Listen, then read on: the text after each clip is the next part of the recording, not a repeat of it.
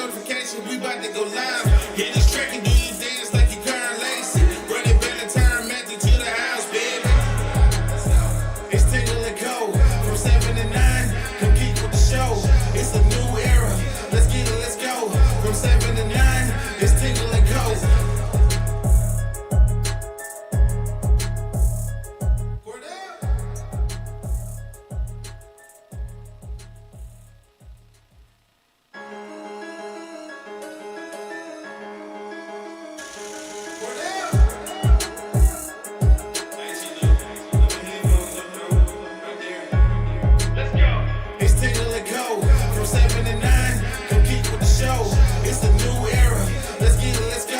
From 7 to 9, when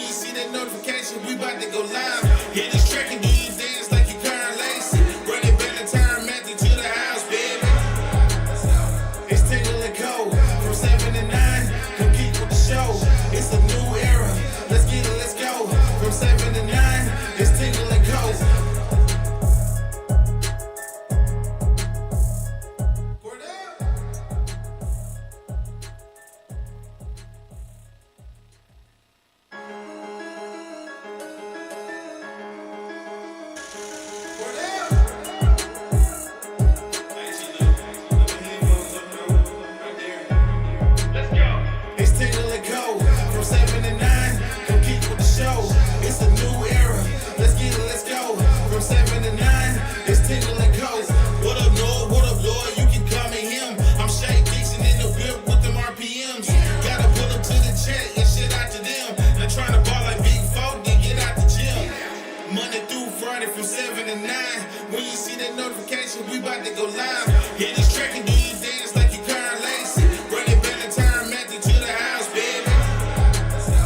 It's Tingle and Co. From 7 to 9, come keep with the show. It's a new era. Let's get it, let's go. From 7 to 9, it's Tingle and Co.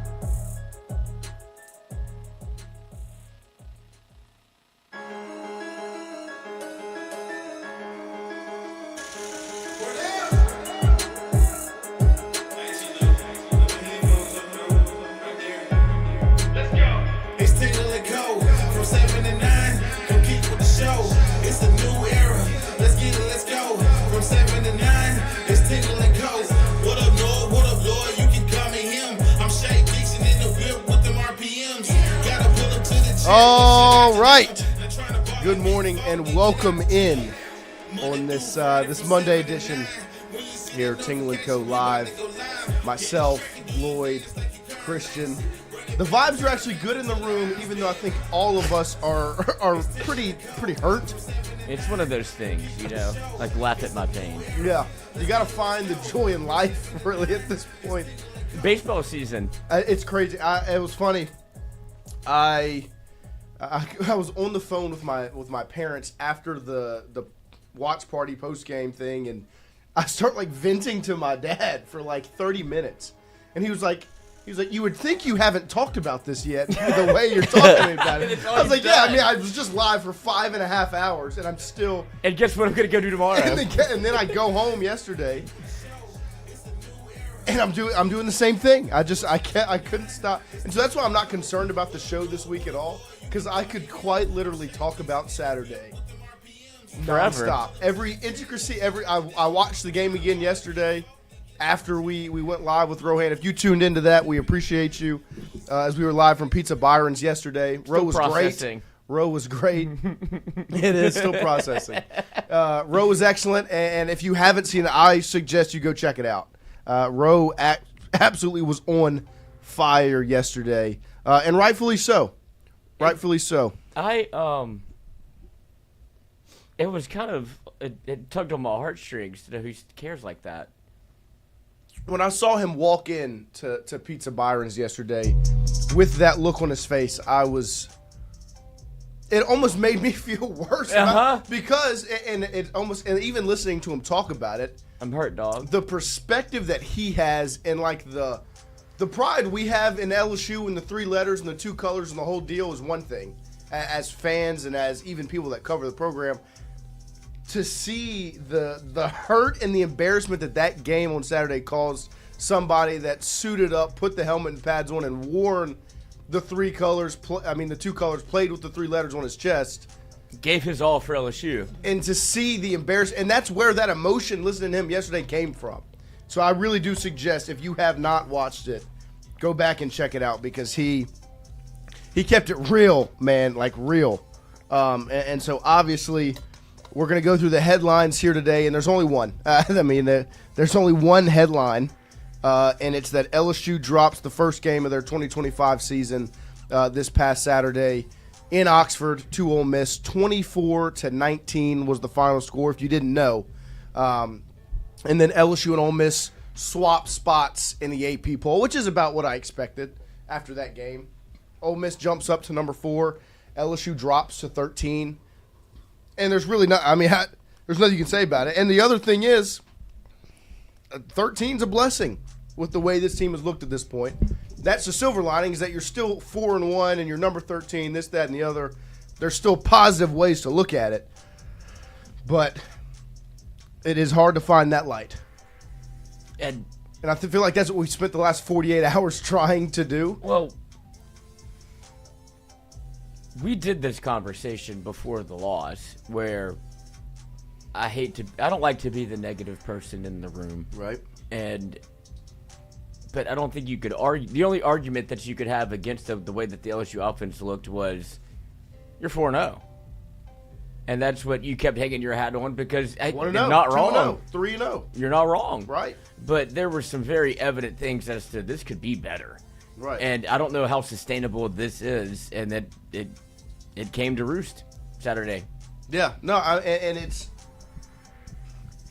And it's only one. Right, and that's the thing. But what sucks is the way the one happened. Like, it's not just the fact that it's one, because you can have one. Like, we even said that before Clemson. Like, you can, if you lose the game, like, there's a way that it's not that big of a deal, and it's by being prepared, coaching the game well, doing everything well, and the other team just doing it better or being better. When you look at Saturday, that was not the case. Ole Miss, to me, and they made the plays. I don't want to take any credit away from Lane Kiffin, Trinidad Chambliss. They put a game plan together. They made the plays, this, that, and the other. LSU is the better football team between those two teams, even though they lost. And I know that people, they're not the better team. They've got on the field. I get that. It ain't the players, brother. LSU was the reason LSU lost that football game. They were in the game from start to finish until the great play call by Lane Kiffin on 4th down to seal the game. But LSU was in the football game, lost by 5 points, playing probably the worst offensive game I think I've seen since Les Miles was the head coach of the LSU Tigers. Like, it was that embarrassing. And that's what caused you to lose that game. If you look at the defense, what did the defense do wrong? What did they do wrong? Were there maybe a couple of plays that you can handpick and say, well, maybe the unbalanced play in the end zone. Like, yeah, it would have been nice to put 3 DBs on 3 wide receivers. Yes. What the defense did wrong was have to play 81 plays on the football field, which is your offense's fault. What did the special teams do wrong? Nothing. The special teams played a pretty good game. What did the offense do wrong? Everything. Like, it's just everything falls on one phase, and that's when you sit back and you talk and you hear complimentary football, 3 phases, this, that, and the other. It's real because you just saw it. One phase let down the other 2. The same way in 2023, one phase let down the other 2. And I just hate sitting here on a Monday morning and being embarrassed. Like, not just – I would hate sitting here and talking about a loss in general, but sitting here and being embarrassed how I am right now by the performance and what was put on the field Saturday at 2:30 p.m. in Oxford. From a coaching standpoint, didn't have them ready to play. Got flat out coached by the guys across the field. Well, one side did. One side, yeah. I mean, Blake Baker, like I said, defense, and if you Blake Baker defense had to is not to blame. Blake Baker, test. No, of course not. But from a head coach and an offensive standpoint, blatantly outcoached. Ole Miss had a game plan they went into the game with, especially offensively, and even defensively they went in with a game plan. And it worked well. Like, their game plan was, we're going to rush 3, drop 8, and see if they can beat us. And you didn't. And so it's just straight, it's embarrassing, man. I hate being embarrassed. And the other thing is the feeling I have right now sitting at 4-1 feels 1-4. Like 2-3, 1-4, whatever. Like, I felt better last season when LSU was sitting at 4-1 after beating South Alabama than I feel right now starting 4-0. You've canceled out everything you've done up to this point. No, this is you brought a girl home from the bar on Saturday. You saw LSU without makeup on Sunday. You're like, oh, that's what you really look like? Well, I think y'all kind of expected it. I felt like every week y'all were melting. Yeah. I saw her get ready in the mirror. I think every week y'all were melting over the previous week's game. And because the offense, whatever it was, coming. and this kind of just confirmed y'all's beliefs. It was the ugly truth that that was covered up for so long. It's something that was just kind of being told it wasn't there and it wasn't real, and like. But you kept winning. Saw it too. I thought LSU could turn the page if Nusmeier came out and looked the way he did against Southeastern and they opened up the offense a little bit, that it would look different, and it didn't. Southeastern. But I'm just saying Nussmeier's health. He looked healthier against Southeastern. Am I wrong? Right or wrong? Sure. I mean, did he not? Like, he did, but I think he took a shot versus Ole Miss. So it's not to say that he went into Ole Miss unhealthy. The argument I was going to make was he obviously looked healthier against Southeastern than he did the first 3 games. I think that's agreed upon universally. From Southeastern to this game, this was the worst he's looked all season. And I'm not blaming it all on the injury because he made bad decisions as well. But the confidence was that the last time you saw him, he looked pretty healthy. In this game, he came out and he just didn't. Flat out didn't. And that's where I was, let me see it 2 weeks in a row. Right. And I 100%. Because and so you can have a quote-unquote get-right game against a team that you feel like you're not going to get pressured. You can even make mistakes, and they can be buried because you're just better than they are. Right. And you should be better than that Ole Miss defense was. But when it came down to it, I mean, was it Preston Guy who put out the tweet? That's all you need to see. Right. And sitting here on this Monday. And that's what I kept saying. It's like, my eyes don't lie to me. Right. What you saw last year versus this year, it's a different person. Yes. He got space jammed. Well, and on top of that, and I think one of the things I was thinking about this morning was I was thinking about when we sat right here on September 2nd, was it? September 1st? After LSU beat Clemson, and it was the Monday show after that. They had a game plan tailored to the fact that he wasn't healthy, right? The game plan I saw on this past Saturday wasn't tailored to an unhealthy. It wasn't tailored to that, It was tailored like they're still stretching the field and trying to throw the deep ball and trying to be this, that, and the other. Like, it's just it's bad, man. It's bad, and the worst part is my biggest question is, what are you building right now? Where are the building blocks? Where are the steps forward? Where are the days stacked? Because right now, I think everyone feels worse after Game 5 than they did after Game 1.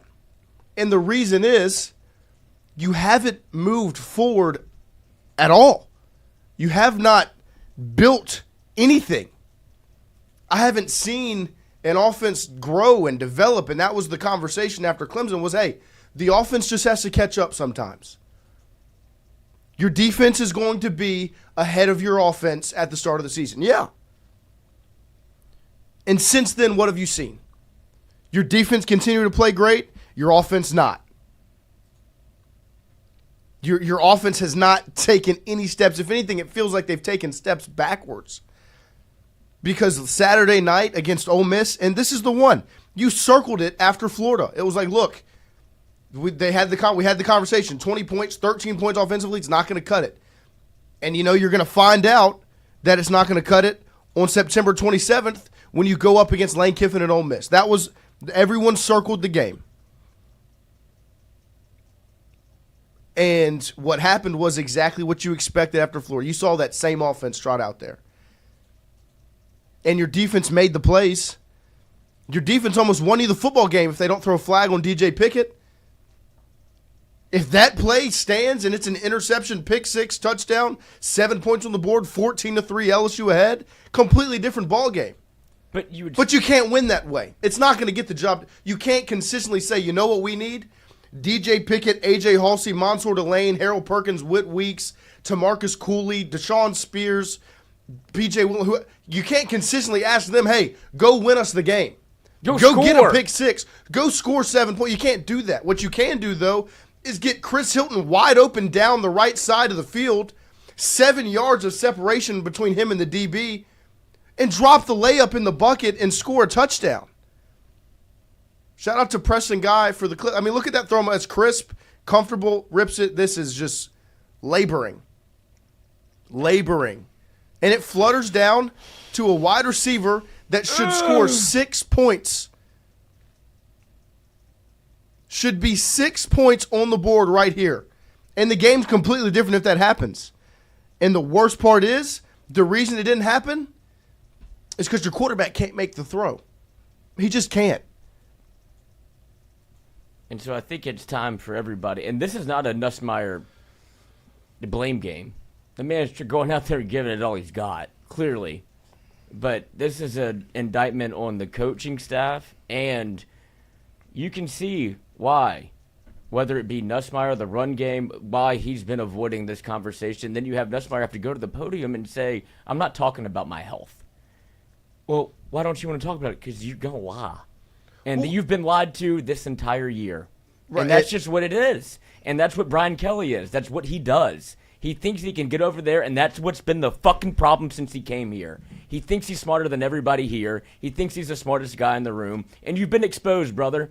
You didn't care for the first 3 years. Now you have no more excuses. You asked the people of Louisiana to pony up and give you money. And you said, I'll match if you give $1 million like y'all even have money. Guess what? They did. Guess what? There goes your $1 million. Now you have no more fucking excuses. You have the roster. You have the talent. And you continue to lie to the people. You continue to lie to the program. That's just what it is. No. There is no reason with this football team and in this situation, all the money poured in, the resources to create the staff, everything, that you can't go into Oxford and beat a team that you are straight up better than. But it's because after week 1 against Clemson, the elephant in the room was gone. You won week 1. But then in week 2 against Louisiana Tech, it looked the way it looked. And your quarterback looked bad, and your offense was abysmal. And the conversation was, you know what? Louisiana Tech's defense might be, like they're better than I think you expected, and it's your offensive line. And then week 3, you go against Florida, and you're like, you know what? Now's the time. Let's see what we can do. See if the offense can get rolling. And guess what happened? It didn't happen. Your offense was worse in Game 3. And so then everybody put all their cards, all their chips on Southeastern, an FCS team in week 4. And it looked great. It's Central High School University that they played against on Saturday, September 20th. You got a 15 on that fucking football team that's going to get drafted. Of course it should look good against Southeastern. Right. You can't score more than 24 against Louisiana Tech. You 23. can't run for more than 50 yards against an Ole Miss team that's 119th in the country. There's more problems with Brian Kelly, but it's also Brian Kelly being whatever decision he made to make Denbrock go away and to keep Sloan, and then Sloan, the one job you had, get Underwood. You don't get Underwood. You got billionaired. I get it, but at this point, there's got to be some serious things. And you saw BK do it last year, where he's like, "Oh, it's real easy to be a voice in the room until you have to make decisions." Brian Kelly, now it's time for you to make a decision. Are you going to coach the offense or not? You got 11 people on the other side that are doing everything they can to win you a football game. You get 5 interceptions against Florida, and you can't score more than 24. That's the problem. You can't move. And you can't. How long are we going to do this to where you can't run the football? But they'll figure it out. It's been every year since he's been here. Jane Daniels covered it all up, but when you go back and look at the numbers of just running backs, they can't run the ball. Why? Are they talented? Yes. You have the players. Buy in. Do your fucking job. That's all I'm asking. Is that asking a lot? A lot of people would love that job. Yeah, I mean, that's been a long time coming right there. Yeah, oh my. And it's right. Like, it's that game on Saturday was blatant disrespect to everyone that's went and donated to the Bayou Traditions to get these guys here. It's a blatant disrespect to defense on that side of the ball. It's disrespect to everyone that buys tickets and watches it, everyone that buys a streaming service to watch the game, everyone that listens to it on the radio. It's just disrespectful because it's LSU. It's Louisiana State University football. The one thing you should never do is get punked in Oxford by Ole Miss. Never.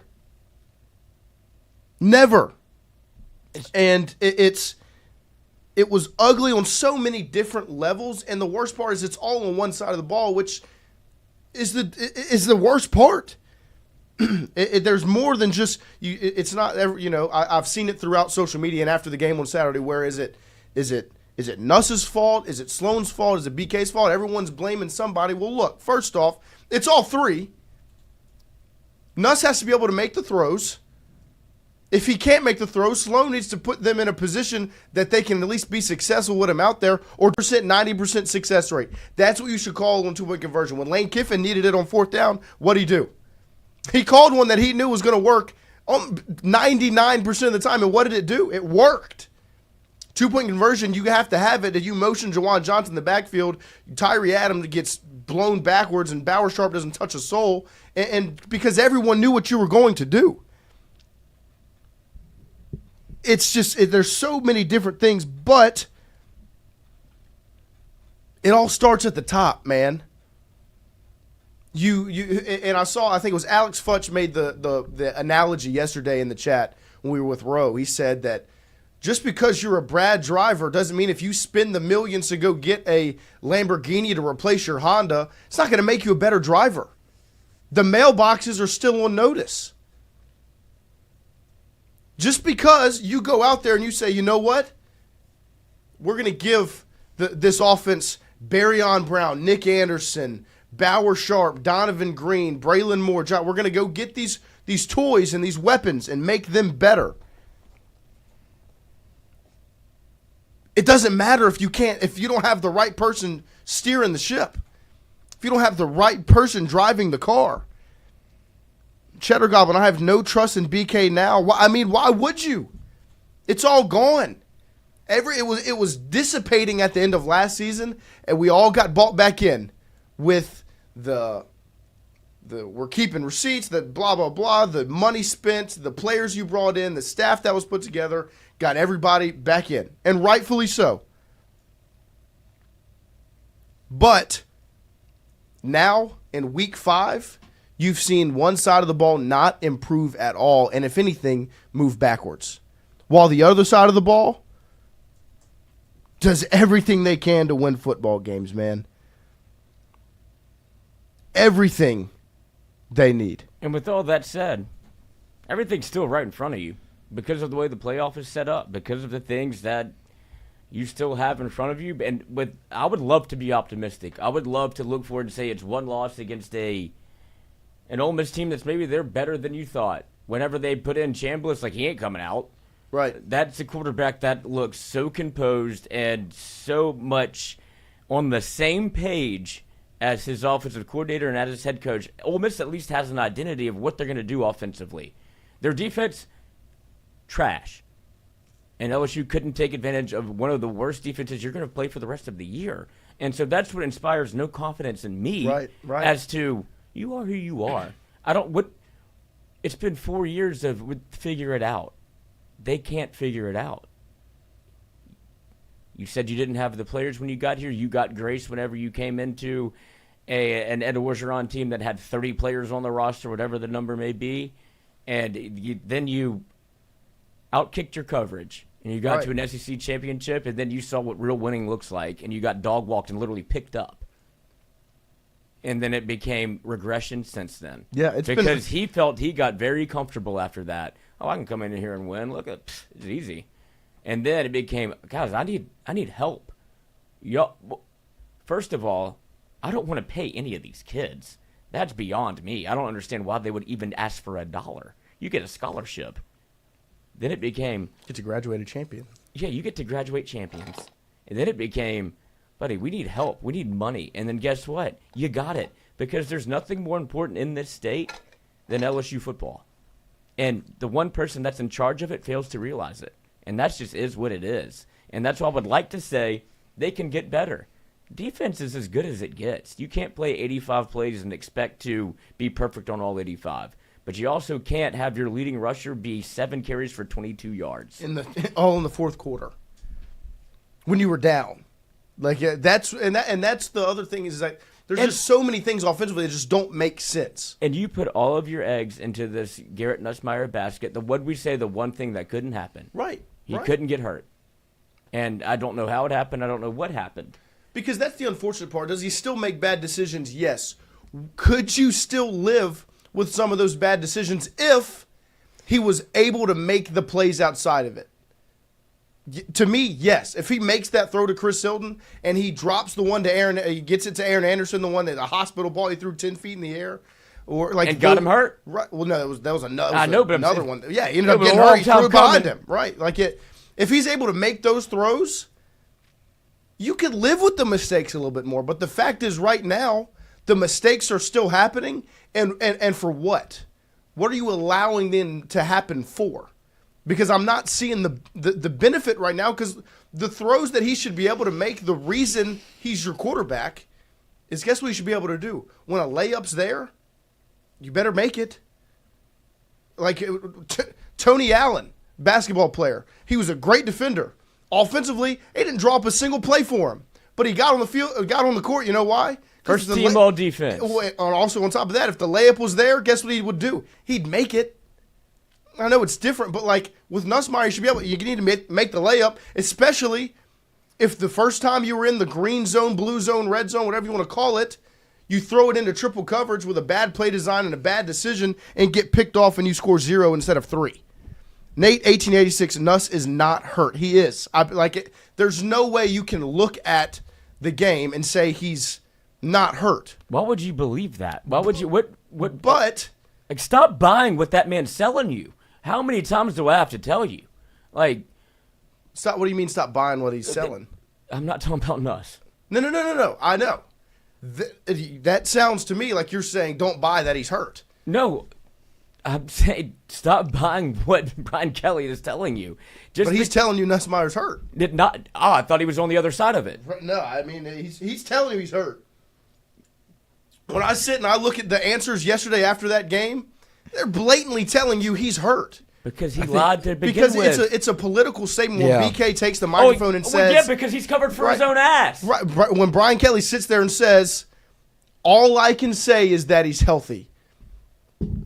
I don't think you need it written out any clearer than that. All I can say is that he's healthy.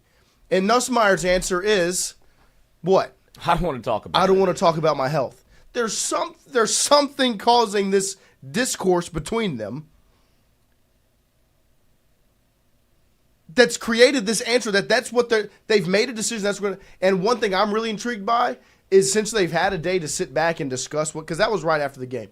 They've had a day to sit back and discuss what's it going to be today.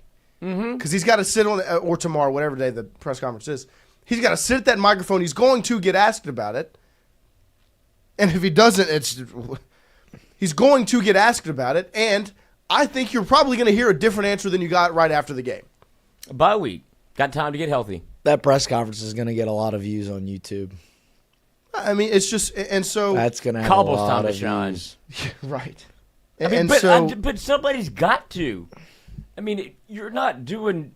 Well, that's my thing is I don't understand the thought process behind not admitting he's hurt. Because if you're telling me this is Nusmeier healthy and this is how he looks healthy. He's terrible. That is bad. Then it's a coach. Then you did a coaching disservice. You regressed. Then you made him worse. Ruined his life. Yeah. Would have been a first-round pick last year. And this is all speculative, but it does. I mean, what is it? What was the documentary? What was the Saturday Night Live? Any given Saturday. Any given Saturday.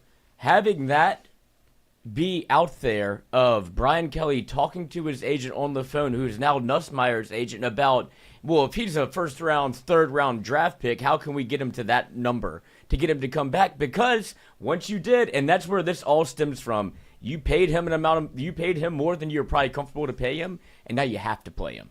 Like, that was part of the deal. If you're going to pay him this much money, you better fucking play. And right. Now it's like, well, how do we cover our ass? I'm healthy. I don't want to talk about my health. He's on the other side of it. It's obvious. And it's like we've said, it stems from the top down. From Brian Kelly to Sloan to Nusmeier. How do you think that relationship's going? Well, that's what I was going to say. If you didn't hear us talk about it Saturday watching the game, yesterday with Rowe, we'll sit right here. If you go back and the play when Nusmeier burns the timeout on 4th and 1. They let us peek behind the curtain. You saw, what did I say? The eyes are the window to your soul. You saw the eyes of the LSU football program right now, right then in that situation. You saw a glimpse at what is actually going on behind the scenes. Nuss burns the timeout, walks to the sideline. BK flips the mic up and chews Garrett out because of it's a bad timeout. And Garrett says what? He points at the booth. He says, And so what does BK do after that? Flips that microphone back down, starts yelling into it. Then Sloan's got to hate this camera in the booth. You see the camera in the booth, and what is Sloan saying? He says Garrett. It's the blame game. It's Nuss is saying no, it's him. And Sloan's saying no. And so you have three guys that are blatantly disconnected. I think the most shocking part about that is Brian Kelly doesn't even know who's in the wrong. He's got no idea. That's what I'm saying. They're disconnected. Those three have it is blatantly disconnected. Blatantly disconnected. Whether it's when you look at Sloan, Kelly, and Nusmeier. And this is what he's looking at on 3rd and 20. Guess we did handoff to Caleb Jackson. Well, I mean, you can't be upset about that play call. I can be upset about anything I want to be upset about. 3rd and 20 is a draw. How'd you get there? No, I agree. How did you get there? No, it's they are blatantly disconnected, and you saw it. There's not a better example of it than that scene right there. Because what it was a scene. It looked like something right out of a movie, out of a television show. And we asked Rowe, you and Jimbo, were y'all on the same page? And he was like, yeah. It's like me, and that's the other thing. It only matters, only 2 of the 3 matter. But the other one has entered into the chat of, hey, I'm going to be involved in this. I matter too, because Rowe said it only matters if the OC and the QB are on the same page, which in most situations is correct. You just need the play caller and the signal caller to be on the same page. And right now, first off, they're not, and it doesn't look like I don't really see the light of them getting it figured out or how they will. But then the third piece that could stay out of it isn't. And I don't blame Brian Kelly for thinking he needs to get involved because the play calling, the offense hasn't looked good. But if you're going to get involved, stay involved. Don't be, well, who am I supposed to yell at? Like, you're listening to the play call, and you see this happen time and time again where the play clock gets to 10, 8, 5, 3, 2, timeout. And those timeouts burned you. That was the reason you lost the football game because you didn't have enough time. Right. You ran out because Sloan comes down, calls. Brian Kelly has this little headset on. Here's the play call and goes, no, maybe something different. And Garrett Nusmeier's over here going, right. What? Give me a call. And then when he gets one, he needs to go ahead and say, doesn't work. Well, and then when he gets one, then he does the adjust. And so, like, that's to me when and then Brian Kelly threw him under the bus saying, it's paralysis by analysis. Brother, that's you. It's all three of them. They're all paralyzed. It's Sloan seeing it one way, calling that, BK interjecting and doing this, and then Nuss getting up to the line, bang, then no, this is what we're going to do. It's three guys that are disconnected, all wanting to do their own thing. Pull up the Spider-Man meme where they're all sitting in a circle. I mean, Christopher Reeves. It's right paralysis. That's Superman. That's Christopher Reeves. I know, I'm saying that's Superman. He's Spider-Man. But it's just, there's the blatant disconnect between those three. He's a hero. Yes. But on top of that, if you can, the worst part is you can go back into this game and there's a handful of plays that if they happen, they still win. No, you win the game. I don't care. No, I know, but that shows you that it should be simple enough to fix. Because there's a handle if the pick six stands. Now that's your defense. Granted, thank you, DJ. It's different. If Nuss makes the throw to Hilton, it's a different game. If Caleb Jackson catches the ball in the flat, probably a different game. If Xavion doesn't step out on that little swing route, it's a different game. Like, there's these things that happen. But the reason why they get exacerbated to the level they are, those little plays, is because in the totality of it all, it's bad. And so those plays are a much bigger deal than they should be. If you go back in 2023 or 2019, you don't remember, like, the only reason you remember John Emery missing his pass pro is because Joe chewed him out. Not because it cost you the game, because what?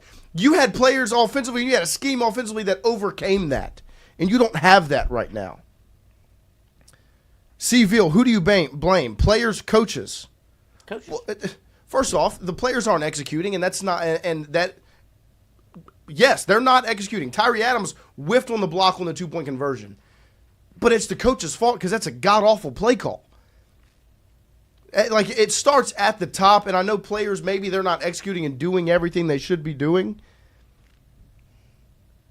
The coaches have to have them prepared and put them in a position to be successful, and they're not. Dave, crazy not giving Ole Miss respect. I did. Lane Kiffin and that offense came in with a game plan. Golding and that defense came in with a game plan. Chambliss looked like the preseason Heisman contender, not Nusmeier. The quarterback blatantly outplayed LSU's. The offensive coordinator and the play caller blatantly outcoached LSU's offensive play caller. The head coach outcoached, made better decisions than ours. You saw Lane Kiffin pump his fist and celebrate when the LSU has to burn that timeout because he knows that's bad game management. And he didn't let that happen. He had all three. And so I'm giving Ole Miss respect. All last week, I gave Ole Miss the respect. They did too much. They did what they needed to do to win that football game, but they didn't. LSU did it to themselves. Yep. They did it to themselves. They lost the game, rather than Ole Miss didn't go out and take it from you. No. You gave it to them. Yeah, and they did their job to take care of it, to be okay. So it's embarrassing, man. And as much as you want to sit back, and I try to look at the bright side and say, you know what? It's one loss. You've got a bye week. And let me say this. This 2-week stretch that you have coming up is the most important 2-week stretch in Brian Kelly, Joe Sloan, and Garrett Nussmeier's life.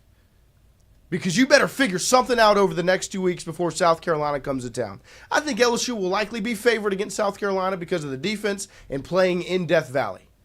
Now, I also think it's probably going to be an 11 a.m. kick because both teams have squandered their hopes up to this point.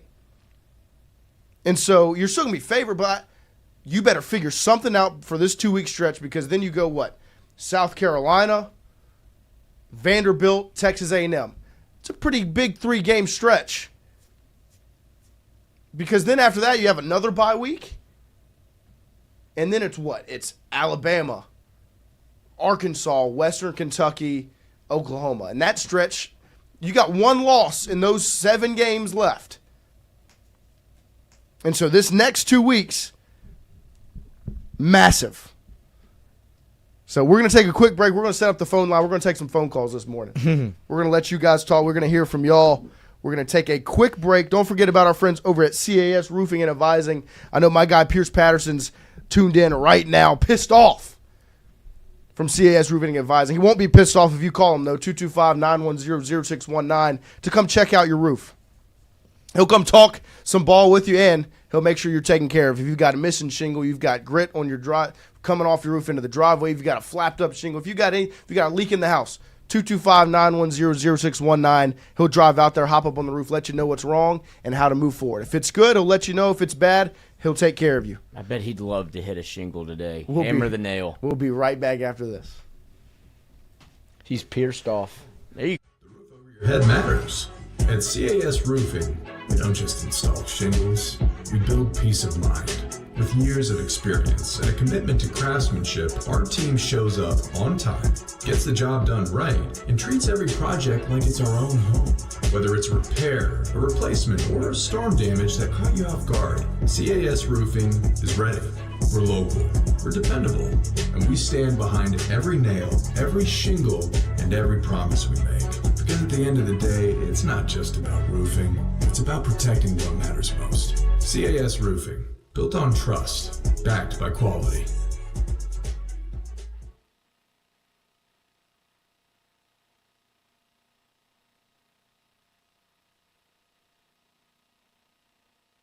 Hey, Miss Lou, come visit us, Tom and Wright Granning at Go Martin on the Go Deli. Go Martin has clean restrooms, community coffee, an awesome beer cave, and a great selection of anything you may need.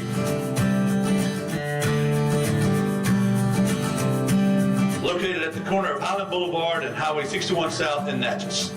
Also stop by Wardo's Po' Boys at 309 North Broadway on the beautiful Natchez Bluff.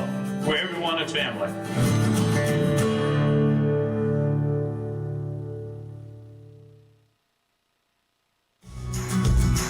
Wardo's was created in honor of Alan Ward Granning III, fondly known by family and friends as Wardo. In 2019, the oldest brother of the tribe passed away unexpectedly. His remaining siblings and loved ones wanted to honor his memory in a special way. In 2022, Ward's family decided to combine the need for a sandwich shop in downtown Natchez with a desire to pay tribute to Ward's love of good friends, good times, and great food. Through blood, sweat, tears, and countless hours of hard work, Wardo's was born.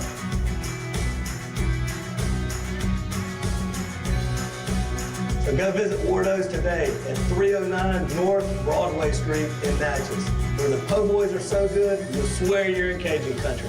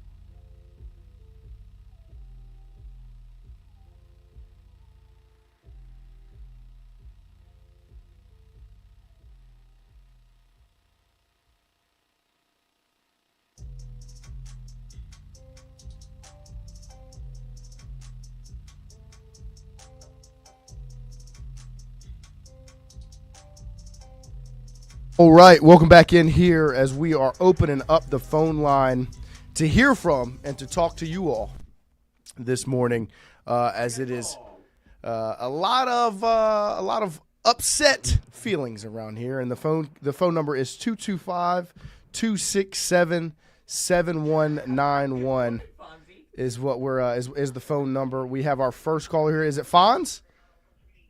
We are gonna get to these phone calls, so make sure you hop on the phone line. You come talk to us. Let it all out. It's a little group therapy session right here for us after that 24-19 LSU loss. All right, let's go. First caller, what you got? Good morning, Cum Guzzlers. How are we doing today? Fonzie, good morning, my friend. I'm doing awful. How are you doing? I'm doing all right. I'm at work right now, so I'll be quick. I know there's a bunch of background noise. I got to get some meat out. Two things. Hell yeah, brother. I'm frustrated that they didn't take the opportunity, knowing that Nuss was hurt. You could have, at any point when he got up slow from any of those tackles, you could have said, hey, let's pull him and put in MVB just to see. And then when somebody asks you why'd you do that, you can say, well, Nuss injured something else. Then you can save face. You don't have to worry about any of the backlash, about taking your starter out and all that shit. And secondly, I'm a little frustrated that we knew Ole Miss was dropping 8 after the first quarter, and at no point did we run any screens underneath. We didn't run any delays at the running back. We didn't do any of that stuff to try to gain a couple of yards on second down before third down and long. But it is what it is. We're going to move on. Yes, one loss, it sucks, but whatever. I'm going to go into the same mentality that I did with the baseball team. It is what it is, and we'll see how it turns out at the end of the year. You Cum Guzzlers, have a great day. Love y'all. Bye. Love you, Fonz. We appreciate Tingle it. and cum. No, I agree. I mean, that the second point he made with the lack of adjustment to the rush 3 drop 8 is just blatant. Just blatant stupid. Like, just hand the football off. Adjust to the fact that the defense is dropping 8 guys into coverage and only sending 3 at your line. And so I agree. I mean, if you are, that is how you combat it, and it's just, man, it is embarrassing. Embarrassing. But here we go. We've got our second caller of the day. What's your name? Where are you calling from? What you got for us? Hey, this is Mike Linden, Mom. And Noah, to be honest with you, I had to put up new drywall for my punching wall this morning. I was so pissed off. Well, Mike, I don't blame you. How much did that? How much did that drywall run you? Did you call CS? Man, I'll tell you. No, they couldn't help me out with that one, but man, I'll tell you, it cost me a couple $100. I was pissed. My pockets are dry right now. Yeah, I mean, as are Scott Woodward's in LSU, huh? I hope you sent the wife out for cigarettes and milk. I wish I had enough money for some cigarettes and milk right now. I'd climb up in the tree, I'd drink my milk, and I'd smoke my cigarettes. Mike, I would love to do that with you, brother. Let's get some monsters, too. Chris, all I could wish is that you would smoke some cigarettes and drink some milk in the tree with me. Only thing that would cheer me up from that LSU loss. That sounds like a great time. I'm with you, Mike. When are you doing this next? Next Saturday. Next Saturday, hopefully celebrating the win instead of fucking putting up more drywall to punch. Well, good for you. There's a bye week next week. You won't have to spend any more money on drywall. Oh, shit. Mike, what do you think? At least I get that week off. Mike, American Spirit yellows or blues? I got to go with the blues. The blues are my favorite. Okay. See, I would say yellow, so might have a disagreement there. Why don't you blend them together? Roll your own. Honestly, I haven't tried a cigarette smoothie yet. I might have to try that out next week. Well, Mike, we appreciate you. I hope you take care of your walls this weekend as LSU. Hey, I'll try. You boys have a great day. Thank Nothing you very like much, getting Mike. plastered. Thank you, Mike. There's Mike Lindenbaum checking in after he busted his walls down on Saturday. Hey, we've all been there. Lloyd, have you? Christian, you've punched a hole in a wall? I've kicked a hole in a wall. There you go. Yeah, Lloyd? of course. No, you know me. Never? That's impressive. Not a violent person. I've obviously done it. Yeah. I think most have. Oh, got a call coming in. Mike's hurting. We got our third caller this morning after Fonzie and Mike. What we got here? What's your name? Where are you calling from? You talking to me? Yeah, we're talking to you. Oh, I'm gonna fucking clone myself. Where do I begin? Well, that's where I fucking start. I don't even know. First of all, the pick six, I really felt like he was playing through the ball on that. I thought that was fucking bullshit. Very next play, that was an egregious PI. 14-point swing, that was the fucking game right there. There was no coming back from that. Can't fucking block. We run a delayed fucking handoff on the goal line. That's regarded. It's just pathetic, dude. Fucking pathetic. That's all I gotta say. Well, and the thing is, to me, is even if you have those plays, right? Defense bails you out again. DJ Pickett, pick six. It only covers up the issues that all came to roost on Saturday. Like, you can keep trying to cover it up with lipstick, but this pig ain't very pretty. You know, and another thing, back to Nuss being hurt, for all the people that saying he's not hurt. Bro, I'm watching him trying to swing it from the near hash to the sideline, and he's throwing a fucking floater. Like, it ain't the same. I mean, he's I don't know how clearly you could not have two eyes and just fucking see. shut it down. I don't know what to do with him. I know he wants to play, but at this point, he has to be sitting back, and I guess his agent and Brian Kelly's agent can have a conversation about, what did I just do to my NFL draft stock? Yeah, I mean, plummeted. Yep. Shut it down. Anyway, all right, I'll let somebody else talk. I'm going. Appreciate it. Appreciate you being. I played too many. There he is. Look, I mean. Later. It is. I'm gonna clone. That's clone. It's tough to be in the situation you're in now, because I thought there was a contingency that was pushing for sticking with Nuska, and it just feels like at this point, it's turned its head on that aspect, and it's not all to bash Nusmeier. No, it's just the fact that he can't get the job done. And he can't do it because he's not healthy. Right. You know what kind of player he is. No, I agree. But the situation is right now, he can't do it. What's your name? Where are you calling from? What's happening, fellas? Joe from 318, 318 Great. That's right, brother. Get JT Lindsay back here. What's up? I said get JT Lindsay back. Put him on the team. Get him out of Alexandria. Get him out of Alexandria. Something. But hope you fellas doing all right this morning. Rough morning. Just a few takeaways from the game. Number one, I'm tired of seeing Brian Kelly. Me too. Chew Blake Baker's ass on the sideline. Oh. That's the wrong person to be chewing ass on. Okay, that man's coaching his ass off. His defense is on the field for 80+ plays. What else do you want from them? They held a Lane Kiffin team to 10 points in the first half. What else do you want from them? No, I agree. I mean, there's nothing else you could have asked from that defense.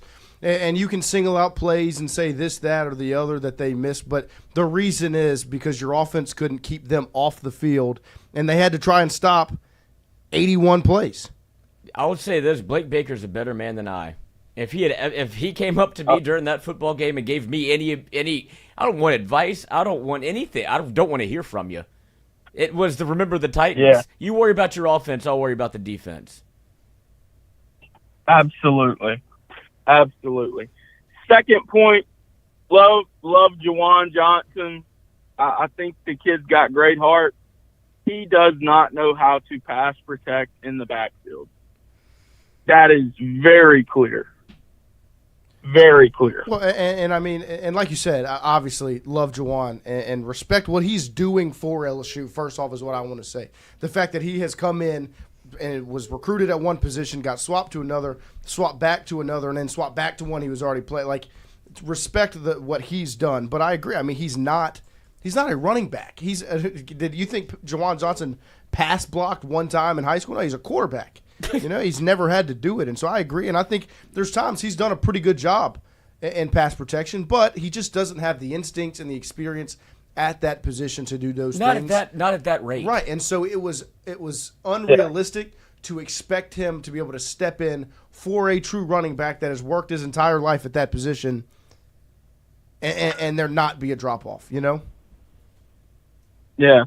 My last thing, it's a positive from the game. It's so hard to see a positive. But Harlem Berry and, honestly, Caleb Jackson, too, did not look bad in that fourth quarter when their number was called. They made the most of it. They popped 5 yards here, 8 yards there. I want to see Caleb Jackson get the football. I think that kid is uber talented, and just get him ahead of steam and let him fucking run, brother. I mean, at this point, what do you have to lose when you ran it for 50 yards? And why not? You have to be able to run the football. You just have to. That you can't go up against a defense that's dropping 8, and you have an athlete like Caleb Jackson be like, you don't think you can maybe get you 6 a carry? Nope, I guess not. Let's throw it again short. Well, and the thing with them dropping 8 and rushing 3, anytime we ran the football, the linebackers crash down, and it's because we don't run any play action off of the run either. You're telling me we have 2 tight ends, one of them 6'7", and we can't run a freaking play action boot pass off of it? No, I'm with you. I mean, it's fundamentally broken. Right. It's twofold. You have to actually run the football to even call that play, and then once you run the football, then you have to actually have the ability to call the play and run that. And there are so many things we can nitpick about this, and that's what probably we're going to spend the next 2 weeks before South Carolina doing, is nitpicking every little thing that's wrong, and there's a lot of them. Lights better be on in that office. Yeah, amen. We appreciate you calling in, Buck. Yeah, appreciate y'all. Yep, yes, thank you. Yeah, no, I mean, I agree. There's just so many things when you look at it. And with the running back conversation, I think there's a level of a lack of trust in all 3 of those guys in the things outside of running the football, when it comes to pass protection, those things. Caleb Jackson, I mean, you saw it. They threw it to him in the flat, and he didn't even come close to catching it. And so it's kind of the question of, well, I can't put him out there. And same like Harlan Berry can't pass protect. He's smaller. So what's your name? Where are you calling from? Paul's a ring. What you say, boy? Paulie Z, what's up, baby? Guys, y'all want to hear a positive? Yeah. Please. Friday, February 13th, the LSU baseball Tigers welcome in the Milwaukee. I don't know what their mascot is. It's going to be a day game at Alec Box, and we got Jay Johnson. Ring ceremony. The stadium. Hey, that's a positive. I tell you what, that is the brightest light at the end of this dark tunnel. But I'm gonna go negative with the football. No, I'm sorry, Lloyd. Go ahead. Oh, I was just gonna say I needed a Jay Johnson Tiger emoji like I needed air after Saturday. When's the first scrimmage? We Screw the get game. him every When's the day. first The scrimmage? man does not go home. Amen. I feel bad for his wife. That has to be an open marriage. Yeah, open to baseball. Yeah. Don't you talk about Maureen like that. They got a very good understanding about what matters. No. I'm happy for Maureen. Maureen needs the love. Leave that woman alone. Jay, let her work. Let him cook. I couldn't love her more for letting that man understand, look, this is what it is. Amen. That's the queen. It's baseball, then marriage. He's married to the game. Buddy, that woman is a saint in my book. Yes, I sir. don't care. We need to hire her name in the Raptors of Alec Box for how much she lets that man do. 2 claps for Maureen. Ready. All right, got you. Paulie Z. Let's get Now, to boys. let's get to the football. Let's hear it. All right. I hate to say this, but Saturday made me feel better about Sloan because watching that offense work, he made good play calls. They just weren't executed. But my question is, after that 2-point conversion attempt, that was how do you keep any? And I mean anybody. I mean any and everybody on that offensive staff. How do you keep anyone there? Now Blake Baker and the defense. I've heard other people kind of not bag on the defense, but criticize the defense. This team has given up what? 24 points. Less than 50 points this year? Yeah, I mean, they gave up what? 10, 7, 10, 10, 24. 24? Yeah. So anybody criticizing the defense, you need to the injuries on defense, and the bright light in the defense is P.J. Woodland, DJ Pickett. Watching those boys stay in phase is like sex. It is gorgeous. in the young linebackers we got and the defensive line. The only problem I saw on the defense all day was not keeping rush lanes. But they were getting after it. I'm okay with over-aggression. Mm-hmm. But how do you keep anybody on an offensive staff on the sideline? Explain that two-point conversion play to me, Noah. Would you please? Paul, if I could explain it to you, I would not be the host of this show. I mean, I'd be Albert Einstein, some rocket scientist, because I'd be a genius because there's no explanation. I mean, it was the most obvious play call in the world when you motion the running back into the backfield and you just hammer the football. They just they pinned their ears back and ran right at him. You can't. It's not on the running back rotation. It doesn't matter what running back you put back there. It could have been Leonard Fournette. The defense ran right through your Swiss cheese offensive line and blew it up. Well, why would you think you could run the football in that moment? I agree. Well, you had just ran for 9 yards with Harlem Bear and scored a touchdown. And he took him out. The offensive line's not good. The offensive, that's okay. Look, don't know the answer to that question either, Lloyd. If I did, I would be a millionaire. But I'll give the O-line some credit. They weren't as Swiss cheesy as they have been. The three-man rush, I think a lot of that falls on Nuss's shoulders with him getting pressured. Here's why. You have defensive linemen getting pushed down the line, actually being passed off by linemen. Nuss is feeling the pressure, and I get it. He has PTSD, and he's moving himself out, putting them in lanes to get pressure. He's putting himself into pressure in a lot of that. Now, was it good? No. Was it as bad as it has been? No. But Briley Moore's not healthy either. So keep putting him out there. Well, at this point in the game, at this point of the year, no one's truly healthy. Well, you had a chance to rest him against Southeastern. You didn't do it. Because BK was that worried about losing to Southeastern. Yeah, Southeastern. No, he's that worried about making sure Nuss looks healthy so he doesn't look like a liar. And to make sure Nuss stayed healthy. Well, yeah. Okay. Let's get to that then. Let's get to that then. Let's be brass tacks. You've given Nuss's NIL deal was $2 or $3 million, and upwards of $4 million. It has been the production, upwards of $4 million. Mm-hmm. What? Yep. Okay, that doesn't make me feel better, but. You haven't gotten the production, and we can say it's due to health. I get it. I'm hearing a lot of people say it's because of off-season work he did not do. I'm not going to criticize a man of that. He chose. I would say he put in the work. If he is not healthy, why stick him out there? I know I'm not the backup quarterback's the most popular guy on campus. I get it, but Michael Van Buren gives your offense a wrinkle that you don't have. He's not as good of a thrower of the ball as Nuss. We can say that. But he's also not terrible. We saw glimpses of good, not great at Mississippi State. And there's a reason why he's bumped up over Colin Hurley in the depth chart. Would you start MVB this Saturday if we had a game? No.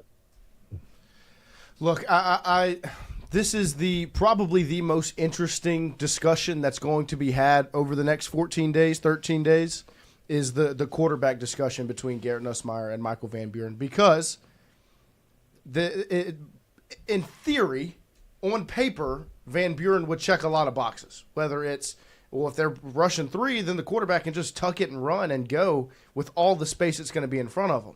And the other thing is, if Nusmeier is hurt and he can't make the throws, because, you saw on Saturday, he couldn't, at least get somebody out there that can make the layups to help your defense. So I understand the argument.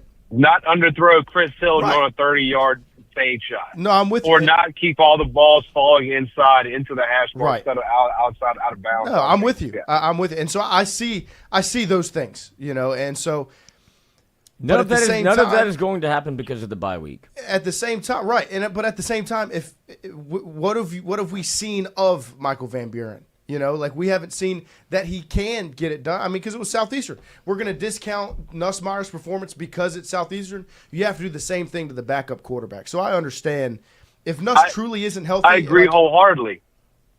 No, I'm with you. I agree wholeheartedly. Trust me. This is where I'll push back a little bit.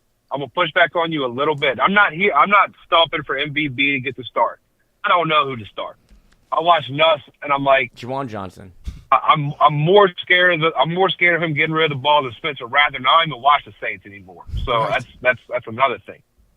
But whenever Nuss supposedly hurt his knee in fall camp, and the collective breath of Baton Rouge got pulled out of your guts, we all thought, without Nuss, we are nothing. Right. And this week, after 5 weeks, buddy, we are all collectively holding our breath going, we may have to tell him to sit down.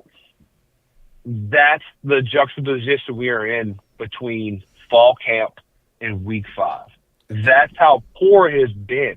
Right. No, I agree. I'm not saying I agree.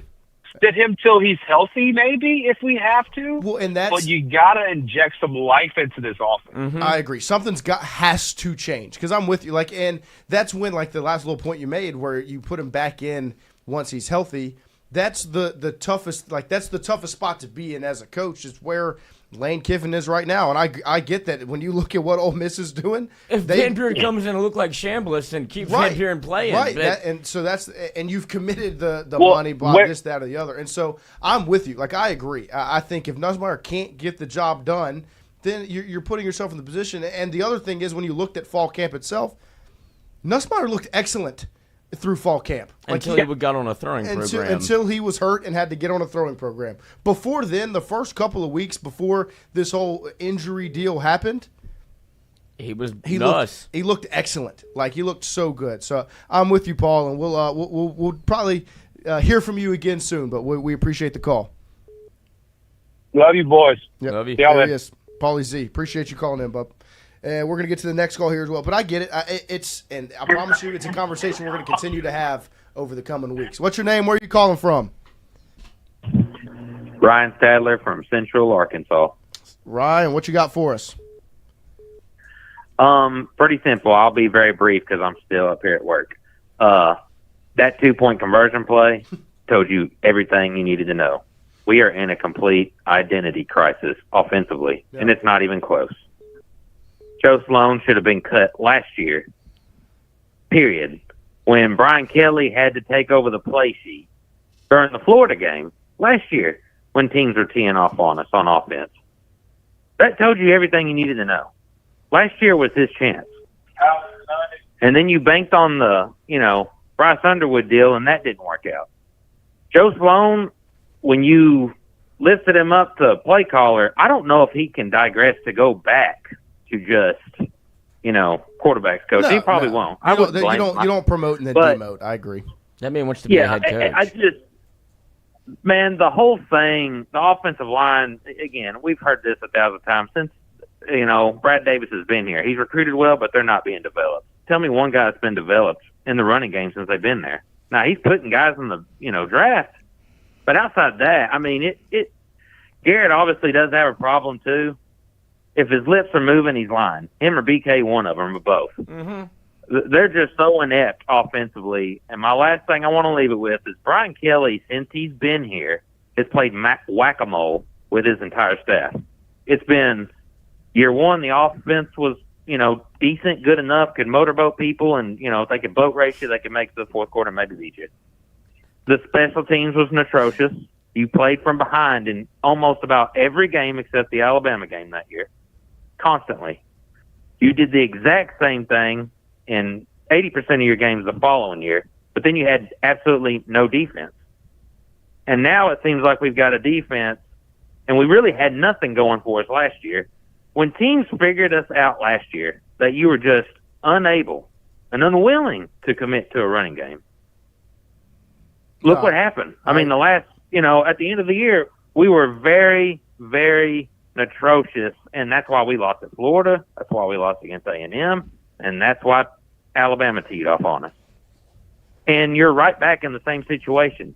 If you're not going to show any kind of ability to establish a running game, that's where we're at. And it's year 4, buddy. They spent the money. Right. Brian Kelly's out of excuses. There are no more excuses. Mm-hmm. I agree. I agree. And it is What do you to go up there in that post-game press conference and say, I believe, we do a really good job in our coaching and the players respond really well. Tell me one player, as far as raw talent that we've got on offense, that has gotten any better since he's been here. Can you name one? Just one on offense. Yeah, Xavier Thomas has gotten. But he did the work. Yeah. Yeah, probably. He's gotten a little bigger. He's really physical. Right. That's another thing that's sad. Our wide receivers block better than our tackles. The wide receivers block extremely well. And that's the thing that hurts the most is you can see the buy-in from the team, and it's almost malpractice of what the coaches are doing to them for guys that came here to win a national championship and have given you everything they got. Yeah. You can't say it's lack of effort. It's not like the team has quit on you. Yet. No, they haven't, and I don't think they would. Well, I mean, if you don't get this fixed in 2 weeks, it could spiral really quick. And I'm not one of those negative people, but right now, dude, I don't see any light offensively. Like I don't see how Ole it Miss changes. dared you to run the ball, and you can't. They'll be lucky to have Deshaun Womack drafted this year. Like they may have that one guy on their defensive edge that could be drafted. Perkins. It's a shame too when you look at the last 4 years that Lane Kiffin's had a better overall record in the last 4 years than BK. That tells you everything you need to know too. You're being out coached. Mm-hmm. With guys that have less talent. Right. Yeah. Well, now last year he did. The only knock I would give Lane is last year, that he shit down his leg. Right. They put all the chips in the middle of the table and they gambled and they didn't pay off. Right. If we don't make the playoffs, BK's lost all that credibility. They're not going to give him anything after that. I really think if they don't make the playoffs, the writing's on the wall, the buyouts next year. Yeah, you have to. That roster money is going towards a buyout, not towards building a championship. You saw how roster. fast they could raise that money, Brian. Mm-hmm. They can do it. And I don't think people realize that it's buyout's too big, brother. Watch the check. Watch the money move. There'd be more buyout.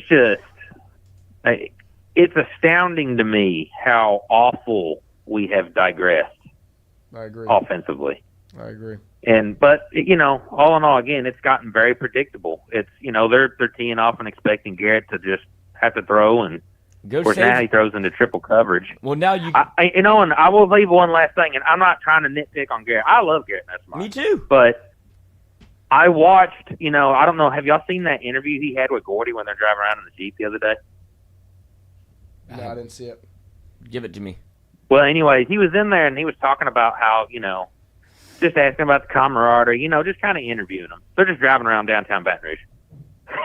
And there are just some things you can maybe nick it, you can maybe pick on it a little, maybe not.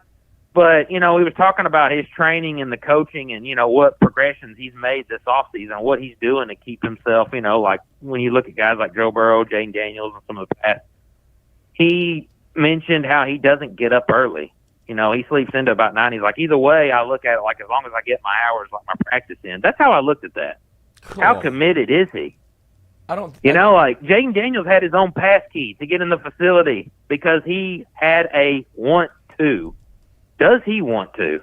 I hate to maybe judge something like that, but it does kind of, it does beg the question, how committed are you? I don't think that's judgment. I think that's telling you exactly what you that's an easy. When you say I get there, I like to sleep in and get there at 9 and, I do my studying.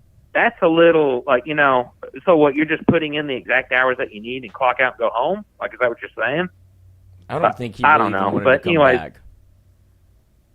I enjoyed calling in, guys. Y'all have a good day. Hopefully it gets better, but go Tigers. Thank you very much. Go Tigers. No, I agree with that. There's going to be some serious conversations about Joe Sloan moving forward. I mean, it's just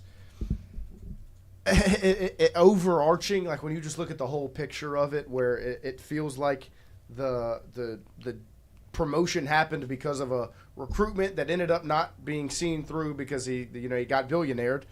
And then after that, last season, the play calling responsibilities were taken away. Now they're given back, and he keeps the job and this, that, and then it looks the way it looks right now. And there's a blatant disconnect between him and the quarterback. And to go with what Ryan said, he says that BK has no excuses left. No, he's got one. He's got one more limb that he can chop off, and it's the offensive staff. I've compared it to the New Orleans Saints a lot.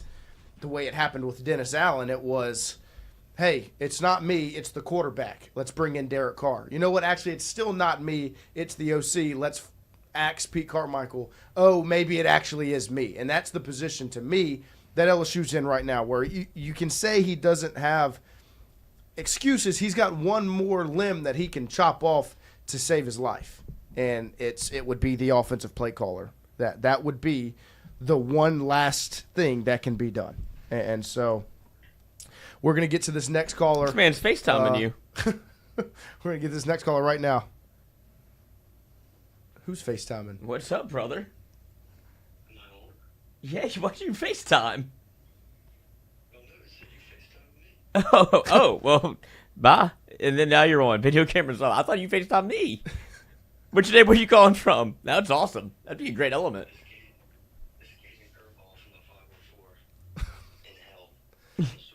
Well, let me call you back. Let me call you back. Yeah, now you're just talking to me. That was awesome. We got to be careful with calling back, because then it'll give my personal number. So I'd rather not do that.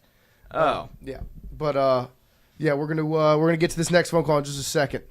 Pay the buyout and get Baker now. No, look, I don't think that's gonna happen. I didn't call back. This man called back. All right, here we go. It's not Cajun Curveball. What's your name? Where are you calling from? Hello? What's your name? Where are you calling from?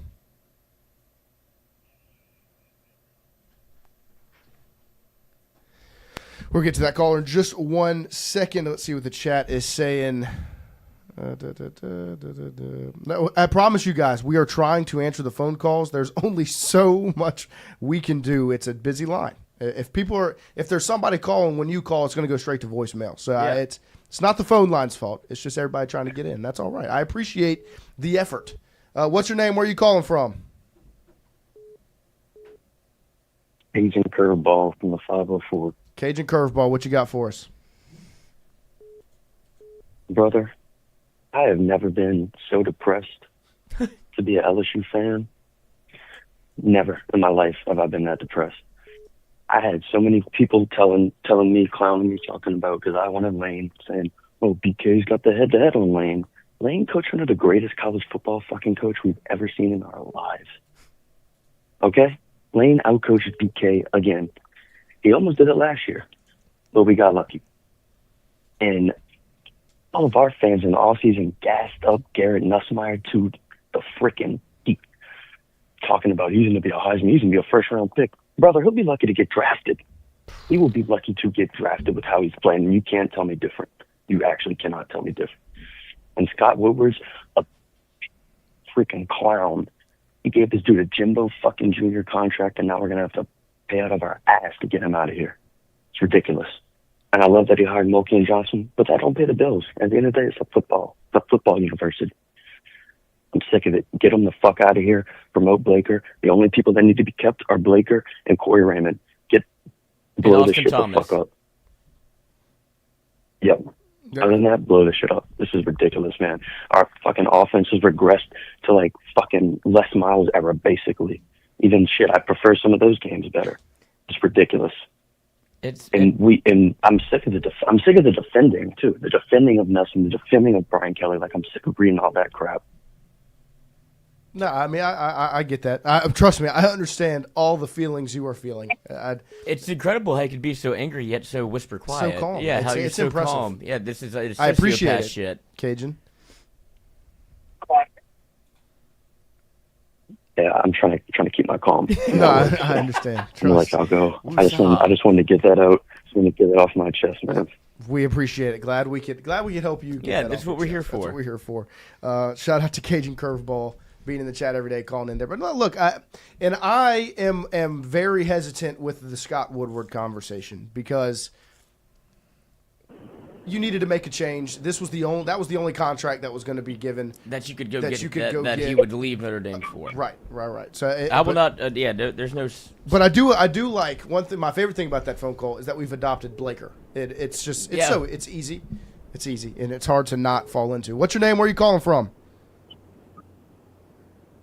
Hey, man, this is Bo Brewer from Central Arkansas. There you go, Bo. We finally got you through, huh? Right. So, for one, I'm really calling just so I can rant. I'm going to hit everything everybody else has said. Being from Arkansas, there's nobody to rant to. So, for one, I'm the biggest Joe Sloan hater that anybody's ever met. I hated the hire last year or 2 years ago before it even happened. I knew it was going to happen, and I hated it. Two, probably my hottest take on this year is y'all are going to hate it, but maybe Nusmeier is just ass. So, hear me out. Dude's a gunslinger. He can make some incredible throws. He's never been the best at reading a defense. And obviously, we're going to put a lot of this on Joe Sloan calling plays, because those also suck. But Nussmeier's throwing motion is completely different from last year. We did that. And you can also blame Joe Sloan for that, because nobody just changes their entire throwing motion unless he actually is, like, really hurt, and that's just how he can throw it without being hurt. And my example on that is, in baseball, nobody's going up there and changing their batting stance because they're bored. Like, that's all a coaching thing. And if it doesn't work, then that's when you tell the coach to kick rocks and do what works. And sometimes that's just how it's got to be. My last thing is the defense, I think, played great when it comes to making plays. Obviously, they played a lot of snaps, but nobody's talking about the penalties. There was one drive, Ole Miss went like 80 yards, 90 yards, and they had like 2 or 3 positive yards played. I think there was like 4 or 5 penalties on one drive, and they ended up scoring a touchdown. So I think that was the biggest breaker, is penalties, offensively and defensively. No, so that's my take on that game, and I think just the whole offense is horrible, and I'm putting that on BK and Sloan. Yeah, no, I appreciate you, Bo, and you checked a lot of boxes there, and I really agree. Like, obviously that drive that you're referencing with the defense, I think is definitely one to look at. Whether it's the West Weeks, the roughing the passer when he shoved him, to the PIs on the down the sideline, those penalties that led to Ole Miss getting down the field, and you can attribute the lack of discipline to being out on the field. Like, I don't want to continue to use that as an excuse, because they should be composed. Wes Weeks has been, he's a 5th or 6th year guy. Should know, don't shove the quarterback. Yes, I agree. But they are still human. The frustration, the being fatigued, and all those things play a factor. But I agree. I mean, I think, and to talk about what you said about Nusmeier, he is hurt. Like, I don't think it's a changing of the throwing motion, like you said. I mean, when you look at it, he is throwing to protect his torso, core, oblique, he's trying whatever to you want find to call a way it. to be able to get the ball out. It doesn't hurt. Airmailing it out there. Right, and it so looks don't get hit. He's just it looks like a retired NFL quarterback going out there and being like, you know what, I can still go get it one more time. I can get it down there, and it just doesn't have the zip, doesn't have the pop, and it is blatantly different from last season. I mean, the worst part is he's airing it out to protect himself. What the fuck, dude? He can't throw it over 30 yards. Right. Yeah. Something obviously wrong. It's Drew Brees last year. Yes, it's 2020 Brees. Exactly. Like, I see that you want to do it, brother. I see it. Dude, that's worse than Drew Brees. Let's not even. But what the Saints did was they built the offense around the fact that that's not going to happen. That you could cover it Slant up. boy, they ran the football, all of those things. Like, they put him in a position to still do it at an effective clip to where you got to the playoffs. So in Arkansas, obviously, all my friends are Razorback fans, and I think it's funny. I laugh at them, and they piss me off. They've made me hate Arkansas for the rest of my life. But they've been telling me, I got 2 of my buddies who are just very, very knowledgeable when it comes to sports. They know about every other team besides Arkansas. And so they've been telling me, like, oh, well, I mean, I've been hyping up our defense and stuff, which they are good. They know they are. But they'll tell me, y'all haven't played a decent offense. Like, Clemson turns out to be a hoax. Florida turned out to be a hoax. And my argument to them was like, well, Florida, last year, Lagway looked like a damn Heisman contender on it, so our defense is obviously better. And they were like, well, this is y'all's first challenge. And I was like, I agree. Top 10 offense, we're going to see what we can do. And I told them after the game, I was like, well, the defense played good. They were on the field the entire game. It was like, they obviously made so many more mistakes than we would ever imagine they would. And obviously they were talking shit about Nusmeier and they on our offense sucks. And so I told them, I was like, y'all are fucking right. I was like, our offense is horrible. And I had a one-on-one conversation with my buddy, and he was like, I don't know why Joe Sloan is still high, like on the staff. I was like, I completely agree. Like, I've been telling you for 2 years, Sloan fucking sucks. And he agreed with me on that and stuff. But I just looked like an idiot because I was hyping us up, saying Nusmeier was going to get it going and the offense was going to click. Because hell, every year we start off slow on offense for no reason. Every year BK's been there. Mm-hmm. And so I'm at a loss for words, and I'm just pissed off about it, really. That's what we're here for. Glad we could be here for you. Don't jump, brother. Yeah, I need LSU fans to rant too. Yes. Yep. Well, that's what we're here for. We Join the appreciate you Our calling in. Arkansas friends laugh at me when I rant about LSU. Well, they got to come here. All right, appreciate it, fellas. All right, appreciate you, bro. Thank you. And they've said this in the chat. They're not wrong. Unknown caller. Oh, hello. What would you say? Go ahead. Hold on, let's slide them over just so I don't want to get you. I didn't know that they called it back from your actual. Can you hear me now? Yes, we got you now. Yep. God damn, man, I've been calling this some bitch like, fuck you, what do you need? Nothing. Say Brian. Man, dude, I've had 2 days of sleep on this, dude. I'm still hot about it, man. Yeah. Like, I've said from the get-go, man, that Joe Sloan has never been hired as OC. I mean, he don't have the experience. I mean, like, he's not ready for the SEC of football. I mean, he send him to damn Georgia Southern, Georgia State, shit, Troy, somewhere else before you send him over here. I mean, it's the simple stuff that what it is we can't do anything right. Blocking a 3-man front with 5 guys shouldn't be that damn hard. I agree. I mean, it's. I mean, Brad Davis making what, $1.2 million or whatever, however many years. Like, shit, did I rather you go fucking hire fucking Sam Pittman for a cheaper deal? At least he knows how to coach your damn offensive line. Son of a bitch. I'd love to see those titties bouncing on an LSU sideline. Oh my god. Good Lord! I mean, guys, it's terrible, man. Yeah, I'd say, Brown, I'm with you. And I don't know really like as much of a Davis defender as I've been because of his ability to recruit. I mean, at some point, you got to develop. Yeah, they have to be. I mean, serviceable. That's an offensive line coach's dream, going up a 3-man front with the ability to run. Like, oh yes. And Nuss has to he has to be able to run the damn ball. Like, they could have dropped brother, 11 and LSU wouldn't be able to run it. No, like it's crazy to me that being what we were as a running football team, we can't find the balls of an offensive lineman to run the damn ball. Right. We have the backs to do it. We have the skills to do it. We just, I mean, not Joe Sloan. Brad Davis may be a hell of a damn recruiter, but it kind of says something about the guys he's recruiting too, that they don't have that dog in them. Yeah, I mean, it's rough. I mean, offensive line back in less days, we couldn't pass block worth the foot, but at least we can damn run block. Yeah, I mean, and I'm an acid hit away from seeing a toss dive and liking it. Yeah, well, me too, dude. I'm like I need something to get me going. Like, yeah. I'm sorry, but that offense defense is not good, and we couldn't do anything. No, I'm with you. I mean, they were. It's embarrassing to have a 3-man front and not, first off, not be and willing to run the football, too, allow them to get pressure. Yes. It's embarrassing. And on top of that, I would be hard pressed to think every defense left on LSU's schedule is not going to just do the same thing. Yeah, playbook's out. And the thing for me is, I don't know how you looked at this offensive line during the off season and be like, oh yeah, we're good, we're great.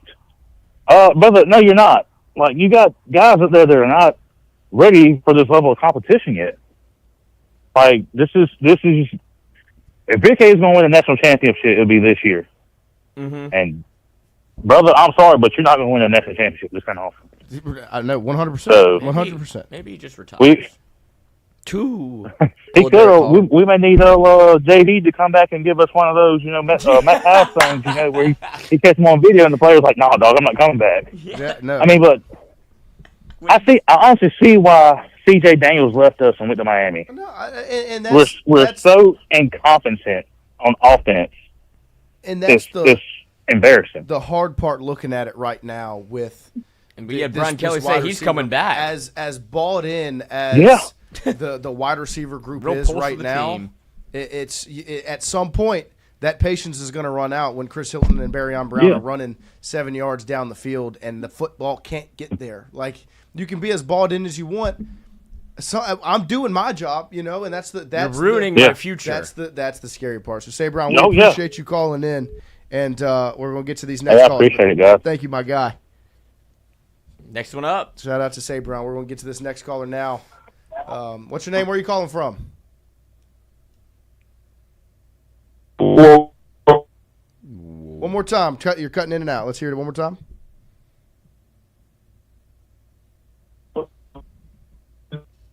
A little bit of bad connection, it feels like. Can we get you one more time? Hey. Wally. Almost there. We'll call back later. Yeah, we'll get back to try you. to reconnect. Yeah. Sorry, you're a bit of a dead zone. The connection's not very good. If you're in the chat right now, just call back in. We'll get back to you. I promise. But Sabrion really laid it out there for you, and I do think and I do want to, before we continue to go on with these phone calls, I want to give credit to Carius Kern. And Absolutely. what he did, as rough as the sack with Deshaun Womack, they got called back, and it didn't look pretty at all times. The kid is a true freshman and found out he was starting with 22 minutes on the game clock before the game started. Which, first off, how? Second, shout out to the true freshman for going out there and playing hard. He went out there, he played hard, and he was physical. I was going to say he was physical. He was, and that to me was at least a bright spot. Was watching Carius Kern go out there and do what he did as a true freshman. Like, that's at least something where I'm looking and I'm like, the vision, I see it. Because if this is the starting point, I would like to see the progression continue. Because he stepped up when they needed him. We have a next caller. What's your name? Where are you calling from? Man, it's Fat Boy Slim, bro. I'm calling from Texas. Fat Boy Slim, what you got for us? Yeah, this is Fat Boy, bro. What you got? What you got? Talk to us. FBS. Man, I got a lot, bro. But first, let me start by saying this: I'm about fed up with this team. I'm about fed up with BK. I'm about fed up with his offensive staff. I mean, all of them. Brad Davis, Uncle Frank, all of them, bro. They all trash. They are all trash. There's entirely too much production on this offensive side of this team for this team to look the way it looks from fall camp through 5 weeks of the season. There is no way in hell you can tell me that after fall camp and 5 weeks that this is the product that we are putting on the field. There's no way, bro. I don't care if you got injuries. This is Louisiana State, the flagship program. And this is what you are putting out there week after week. If Nuss is hurt, sit his ass on the bench. You are that afraid of losing a game and you still lose with him in the game? Like, come on.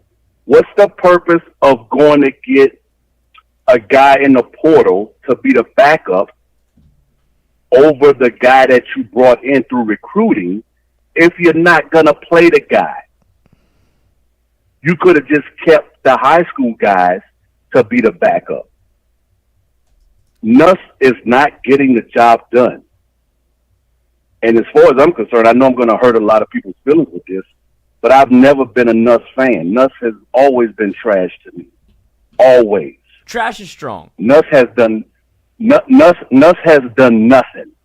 Everybody wants to talk about this 4K that he threw for last year and all this here kind of stuff here. But what has he done outside of that? And he's done that 4,000 yards came because, again, they couldn't run the ball. Mm-hmm. So he had no choice but to throw it all over the yard. Right. And with throwing for 4,000 yards, look how many interceptions he had. And what was the record at the end of the day? I know, because we didn't have a defense, blah, blah, blah. But still, he's made nobody around him better. And as the caller said earlier, when he did the interview, just listen to the words that he said. Why did they make it so much of a thing for him to come back? Like, you gave him all this money for him to come back, and this is what we got out of this? No, this is pathetic. I agree. This is pathetic. We could not block three defensive linemen with 5 and 6 personnel. This is ridiculous. And the sad part about this is, guys, is that BK is going to get in front of the mic like he did after the game and spin it. He's going to spin it and say, oh, I haven't looked at the tape yet. I haven't done this. I haven't done that. Oh, then he tried to put it on the defense right after the game. Oh, the defense this, the defense that. Bro, the defense is on the field. That drive that the other caller was talking about, the defense is on the field for 19 plays. 19 plays. Now, mind you, but that's what you get when your offense keeps going 3 and out and putting you on the field. You can't expect the defense to keep holding up play after play. You can't expect the defense to stay mentally there when you keep sending them out there. Ole Miss ran 50 plays in the first half. 50. No, yeah. Jimmy said they go damn near run 100 plays in the game. Yes. That is pathetic. And you keep looking at this. The commentators, everybody saying the same thing. At the half, why didn't you go in and come back out, even if you're just going to give Michael a series or two, just to see what the guy's going to do, just to see if you're going to give the team a spark. You don't do that. You go right back out there with nothing. And you know he ain't doing nothing, bro. Everybody else could do it to us, but we too stubborn to do it to anybody else. That's on coaching. Too many handshake deals. That is on coaching, bro. That is on coaching. And I'm so sick and tired of it. Yep. I'm sick and tired of this crap, man. This is what we got to get for 10 mil? This is what we got. You could put Noah and Lloyd and Kinfolk out there for this. Over the middle. It'd be a pay cut, I'll tell you that much. You ain't got to pay me $4 million. I do it for free. Like bro, this is ridiculous. We got a stable of running backs. I'm sick and tired of this running back by committee. Uncle Frank putting people in the doghouse for no reason. Why we not running Jackson? I don't understand. I'm sick of this running back by committee. Put the people in the damn game and let them run, man. Feed the beast. Yeah. You talk about being stubborn. Get these guys some touches. Sloan's stubborn. He's stubborn in his offense. Nuss out there throwing lame ducks. Oh. And everybody and their mama could see this, man. Right. And this is what we riding with? But that's the crazy part is it's evident to us. We're not there every day. Like, they see the same shit, and they're just like, no, that's fine. You ain't got to look at no tape to see this. Yeah, Helen Keller can tell you that this ain't water. He get in front of the media and say, oh, I haven't looked at the tape. I got to look at the tape first. You blind bastard. You ain't got to look at no tape. It's right there for you. We all know. No, I'm with you, Fat Boy. We appreciate it. You watching the same game we watching. And hey, I'm getting paid $0 to watch it. You getting? And you talking about you got to look at the tape first. Now watching this press conference today, he gonna come with some BS again. Oh, I know what. And ain't nobody gonna call him out. Well, and the worst ain't part nobody is, gonna call him out at the press conference. They all gonna be scared that every question should be the same damn question to him. going forward. The worst part is I don't give a damn how mad he gets. Every question. You say there's no press conference today? Yeah, it's a bye week, so there's no start of the week press. He's conference. in We'll be Florida. back next week. Oh, he loving that, man. Yeah, no, he loving that. It worked out well. So it's unfortunate. He loving that because now he ain't got to explain shit. Yeah. Right. No, He loving that. He's got time to watch the tape. The worst thing is, ain't nobody gonna be asking questions gonna forget. Those questions are locked and loaded, ready for whenever the microphone's pulled out. This is ridiculous, man. I agree. Well, we appreciate you calling This is in ridiculous. and preaching for us. We appreciate you, Fat Boy Slum. All right, brother. Thank you, man. There's our guy. Appreciate you. Yeah, no, I mean, I think. All right, bro. Y'all have a good one. Yeah, too, you man. as well, my friend. Yeah, no, look, he laid out. And look, I don't think Nuss sucks. Nuss is not trash. And it is. Because if Nuss is 2024, Nuss, you're winning football games this year. You're sitting at 5-0 because the defense has improved. If he can just air it out and make the plays, it's a completely different offense. It's the fact that he can't get the job done right now. It's not a Nusmeier's trash situation. It's a Nusmeier can't make the throws right now. So, what's your name? Where are you calling from? This is Gage Evans from 225. Gage Evans, what you got for us?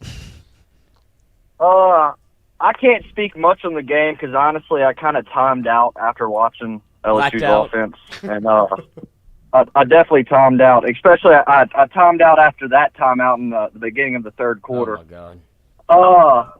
I think all of this is getting brought to light right now. Right. Because for so long, even at Notre Dame, BK has never been able to get his team ready, ever. From start to finish. I remember being 10 years old watching Alabama beat the shit out of Notre Dame because BK just sucks at getting a team ready. It's been like this every single year, and now he is so focused on Nusmeier because he's obviously seeing those checks being released to Nusmeier, and now he's so focused on trying to get Nusmeier ready, and he can't. And so I think that's it's showing now. It's showing because everybody's looking at the star quarterback of the star team, the home team, and we're saying, man, Nusmeier looks like this, Nusmeier looks like that. I feel bad for him because BK is putting so much pressure on him to do good, and now, I mean, he's what, 20, 21 years old, and BK is writing him these checks and saying, my job, this team, we're relying on you to do it. And now Nusmeier is almost crumbling under the pressure when honestly I feel bad for the guy because what if he is actually hurt? What if BK is going to him and saying, don't tell anybody you're hurt? And he's sitting there and he's fucking wincing in pain, but they still put him out there day in and day out and let him just get fucking demolished every single week. It's honestly sad. It's sad that BK is doing this to him because BK is a piece of shit. Obviously, we all know that too. But it just sucks because I feel like these cats are going out there and they're giving everything they got, including Nusmeier, and then BK's obviously turning to them and saying, "Don't say anything, I'll handle this." But then he goes in the media and then completely just fucking lies to us. Like not one time I've ever seen BK talk and saying, "Oh, that guy's telling the truth." So it's just sad because yeah. Because we're dogging on the players, we're dogging on everybody, and honestly, as a head coach of LSU, you should be able to sit back and take that. And I feel like he's telling them, "Hey, I'm going to take the blame for y'all," and then he goes to press conferences and puts the blame on everybody else. And it's too much, bro. Like something's got to change. Yeah, no, I mean the change has to come, and I think majority of the fan base and the supporters and the boosters and everybody are feeling very similar to what you're voicing right now, because it is getting out of hand, and something has to change. Like we all know, looking at this, we knew after Florida that looking at this, there is no way this is sustainable. You are not going to win football games like this, the way you're playing. So something has to change. Yeah. I don't make the millions of dollars to know what it is, but something's got to change. Yeah. I agree. Damn, 4-7 versus top 25 teams. BK at LSU. All right, guys. We all have a good day. What's Lane Kiffin's? Appreciate you, Brown Sugar. Later. Lane Kiffin's probably Love you, worse. honey bear. But yeah, no, I mean it's look. Since being here, it's you look at last season, the games that you lost were, I mean, 2 of them were the biggest ones of the season. You pulled one out in Death Valley. Shout out for the Ole Miss win, but shouldn't have happened. Right, the 2 biggest games that you had after that were Texas A&M was the battle for the number 1 team in the conference. Both LSU and A&M were lined up. Whoever won was going to be at the top of the conference after that game. You lost that one. So then you had a chance to recover, and you didn't. You got embarrassed by Alabama last season. And then you still had life going into Florida. We talked about it that week before the game of, hey, there's still a back door. LSU can still find a way into the SEC championship game because of the way the game, right, because of the way the sport's changed. And when that was in front of you, what happened? You just crapped the bed against Florida. So I just – BK is not going to be fired. It's not going to happen. No, there are still limbs to chop off before that happens. I would agree, but I think that the roster turnover next year is – he's going to get fired next year. Right, that's what I'm saying. Like I think you made the point earlier with the buyout, like that money from donations, it's not going to the roster. It's going to the buyout. Right. But I mean, the roster. Shit, I'd donate to the buyout. The roster was $18 million. The buyout is going to be $50. Like, yeah, let's not equate like they're the same number. No, but let's look at it as this is very simple. This is very local. But I'm not going to donate to the roster. I will donate to the buyout, though. I'll throw in my $10. Yeah, like that's how you have to look at it. And all 38,000 students. I don't know about all 38,000, but I think 10,000 of them will donate. I'm with you. Like people will donate to the buyout, but it's just I don't want us to equate like those numbers are equal because they're not. And now you have rev share and you have all these things where you have to put money in certain places. You're not going to be able to just say, you know what, let's pony up $50 million when I don't see that happen. And if you fall off a cliff and this team goes 6-6 and it's just that's what I'm thinking. Right, like if you fall off a cliff, there are ways that there's like there's nothing else. I still don't think he gets fired, but I think that's when you look at the buyout next year. I think if he goes 9-3, he's fine. Right. Sloan gets fired. He's and fine. You say, Exactly. Hey, reset season with these freshmen that you have, and you have the defensive staff. What's funny is if they do fire Sloan, and then you actually do get back to a dual threat quarterback where his offense has a semblance of working. It's just that this is LSU chasing its tail as it usually does. No, it's completely mismanaged and disorganized, and I think that it's blatant at this point from the top down. That's what the situation is. It is mismanaged, disorganized from an offensive standpoint. In a season that's wide open. In a season that you should be the team. You couldn't have asked for anything to line up better. $18 million in the offseason to get this defense. You've got it. You have the opportunity now in the season. You saw it week 1. That's where the excitement came from. Bama goes down before you play. Texas goes down before you play. You go out and you beat Clemson, who was the number 4 team in the country. And it's like, okay, it's all lining up. This is the year. And then you continue to watch where Tennessee loses to Georgia. Georgia loses to Alabama. This, that, like all of these things happen where it still feels like, hey, guess what? You got a shot. And at the same time, you still do, like on paper, you still have a chance. You're 4-1.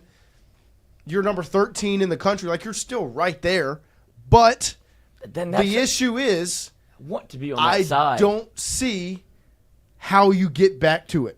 Like, I don't see what LSU's going to do to fix it. And I like to compare to the 2023 defense, this offense and the way this is blatantly worse because you have the pieces. You have the answers on your sideline. Number 4, number 6, number 0, number 1, number 3, number 12. Kyle Parker also looked excellent Saturday night. I want to give him some credit as well. The running backs, 29, 22, 28, 8, 10, 14, 88. Like, you've got the pieces. You just can't make it happen. And it's tough right now. And that's like I want to look on the bright side so bad because on paper, you're still alive. But, man, sitting right here, it feels like you're dead because – this 4-1 right now it's not your normal 4-1. It's not like we talk about it in basketball where like those 8 points are more than just 8 points if you score them at the end of the fourth quarter. Like it's only 8 points on the scoreboard and in the scorebook, but in the meaning of the game, those 8 points are everything. You're 4-1 right now, and on paper and in the AP poll, it looks good. But that 4-1 is not what it seems to be, because that 4-1 is not 4-1. Take the makeup off. It's ugly, man. It's ugly. And the scary part is if you don't get it fixed, what it means for the future.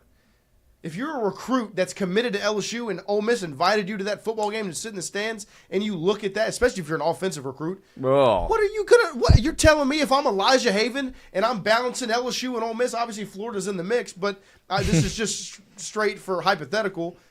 If I'm Peyton Houston, if I'm sitting in those stands and Ole Miss is saying, "Hey Peyton, come on, like we want you here," I'm going to look at those two offenses play and say, yeah, I want to go play for LSU. A D2 quarterback can come in and he can win the fucking Heisman Trophy. No, and so on top of that, and he's a player. It's not. I mean, D2 is easy. Right. It's easy to. Of course, it's a point to. But no, he's a player. He's legit.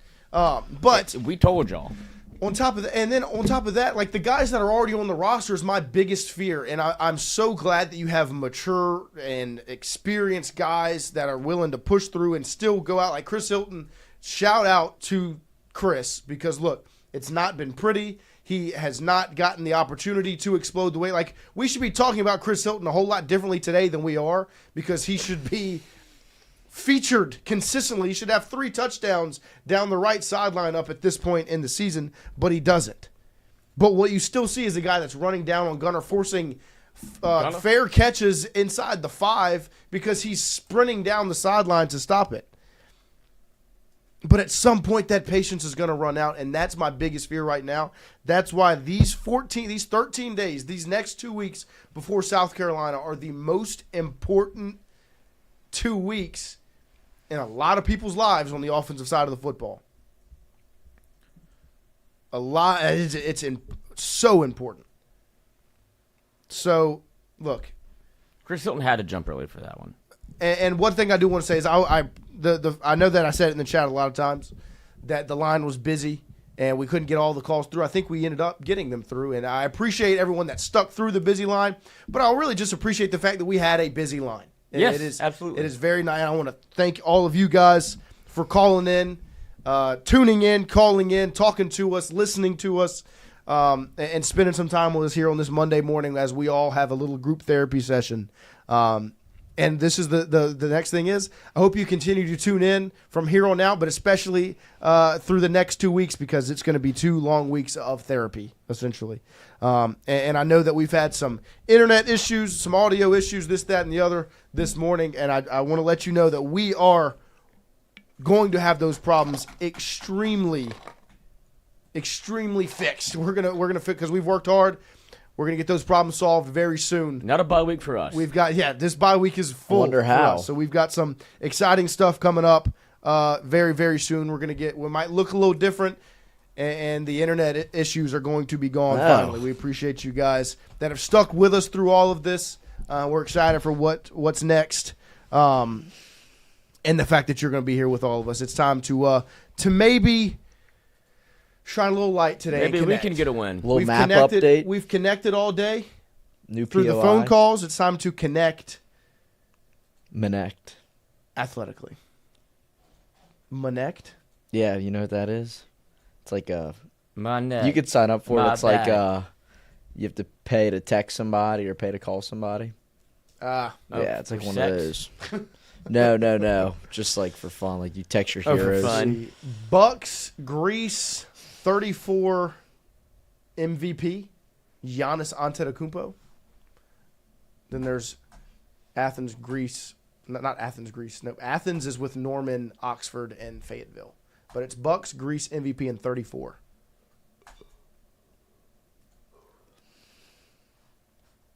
And then it's going to be Athens, Fayetteville, Norman, Oxford.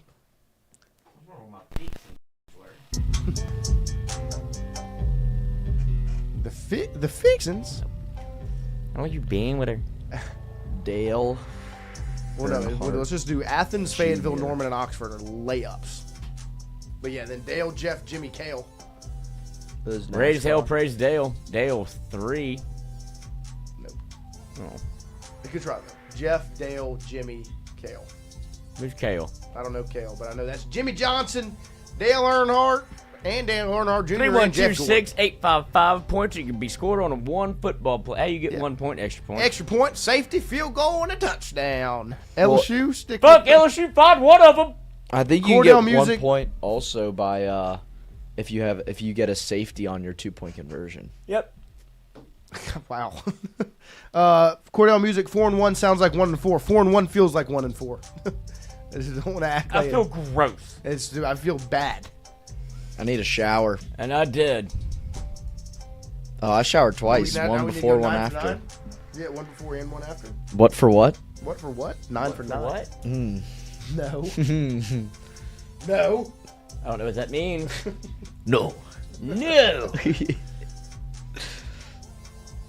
I'm glad everybody called in. No, I appreciate everybody calling in. I like that they care that we care. Oh, it's the best. It's the best. I love y'all. We do love you very much. I'm sorry. I apologize on LSU's behalf. Well, half of LSU. Wait. Yeah, defense. I mean, yeah, everything. I said my piece. A third of on the yesterday at the end of the show. You did. Don't go back and check that. I think I solved the problem though. Not a problem. Just unfortunate situation. That wasn't unfortunate. Oh my gosh. Y'all say this every time, like because this one is jarring. I It's don't the know. what is it? Dreyfus from Veep. Oh, it is. She's man. They ruined her. I know. I don't like this. She's my Wood. How do you spell her name? Love you, Hunter Courtney? Hall. I'm sorry. Yes. And then is the guy How do you spell it? Lewis. Julia Lewis. Julius. Julia. Attitude reflects Caesar. leadership, Captain. Julia. Julia. There it is. Lewis. And then is it Daniel Daniel Is Tosh. it Ryan from The Office? It is Ryan from The Office. I don't know his name. BJ Novak. It is BJ Novak. that is not funny. BJ Novak's, right? Am I right? Tylenol. Top Yeah. 20. Nick Folk. This AFC Eagles. team. No, that's Nick Foles. I think it's the Chargers. Big Dick Nick. Is it the Chargers? Nick Kinfolk. He's in his late 30s. That's true. Should be a dad by now. Maybe he can be the dad. Pass the torch. No. Of who? A child. Oh, just in general. Keep it going. Yeah. I hope That's not. the point. The Patriots. The New England Patriots. He did play for the Chargers, though, huh? I feel like. Nick Folk Chargers. You go folk yourself.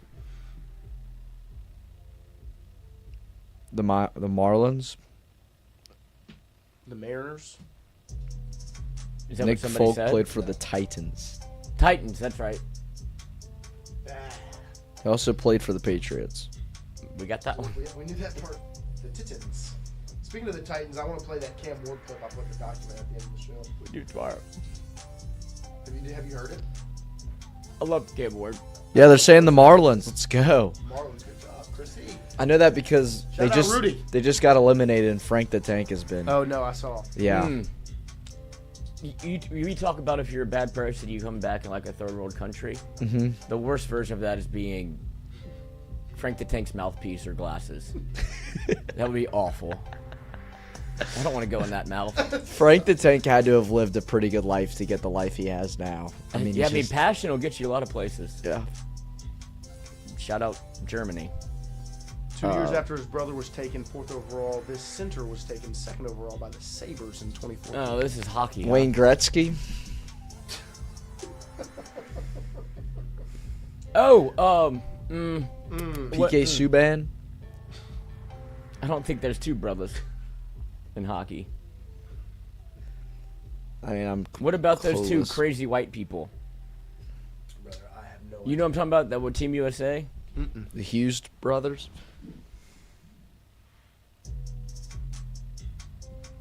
You know who I'm talking about, though, huh? No, Those two guys that they're like the Weeks brothers on ice. Sam Reinhart says Brian Burgess. I don't pay attention at all to hockey. R.E. Yeah, BB's got to be on Google. There's no chance. The CX-50. Is it the Honda CX-50? Mm-hmm. Sounds right. Or the Dodge. Honda CX-50. The Dodge CX-50. The Cadillac CX-50. The Tesla CX-50. This is Honda. The Ford CX-50. Ford Tough. No, it's not Honda. Don't take that. Just wait. Mitsubishi. The Mazda CX-50. I think that might be right. Ooh, yes! Mazda. Let's go. Shout out BP. Dude. Diamond Mazda. Restaurant. Oh. Rex Day. I didn't know that. Wendy's, right? Dave Thomas is his name. I didn't know it was Rex. Oh, well then I guess it's Wendy's. Wendy's. Hey, Way. Wendy's. What's with pretzels? Yeah, it's Wendy's. Thank you. I got that one. That's me. Wendy's. The Dave single. The Dave double. He No also sexualized his daughter to also be the have logo. a Dave's triple. They do. Most people don't The know. Baconator. The Junior Baconator. Never gotten that. I get two of them, put them together. After the OC, Rachel Bilson played a doctor who moved from New York to a small Alabama town, this CW dramedy. I know who she is. I know what the OC is. Don't know what she did after. Oh, who was the other girl that people liked in the OC? My dad looks like the dad in the OC. Whenever he was. Oh, the Cohen dad? Yeah, whenever he's on his game. I can see. Yeah, I can see how he looks like. What's his name? Something Cohen. It's not Seth Cohen. That's the son. Sonny Cohen is the dad's name, and he does resemble your father. The Heart of Dixie. Oh, is what Johnny L. Goodson says. Oh, it is H8. Mm-hmm.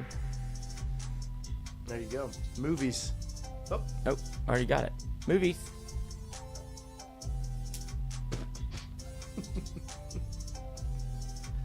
Vampire Assassin.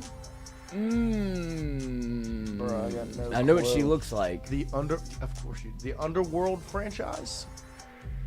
No earthly idea. Kate Beckinsale. Kate Beckinsale. It's right there at the bottom. Here we go. Charting at the end of the year Billboard Hot 100. How drunk are you? Drunk on You. Oh, I know that song. Morgan Wallen. No, he wasn't around in 2012. No, that's Bradley Cooper. Blake Shelton, probably. Douchebag. No, Luke Bryan's the one I don't like. Who's the one that dated the girl that works on Barstool? He's a bad person. Zach Bryan, not a big fan. It's Luke Bryan, of course it is. I've heard plenty. Just Luke not Combs? a country guy. Oh, I love Luke Combs. I'm not a Luke Bryan fan. I'm not a country music I'm fan. drunk on you. Frog man.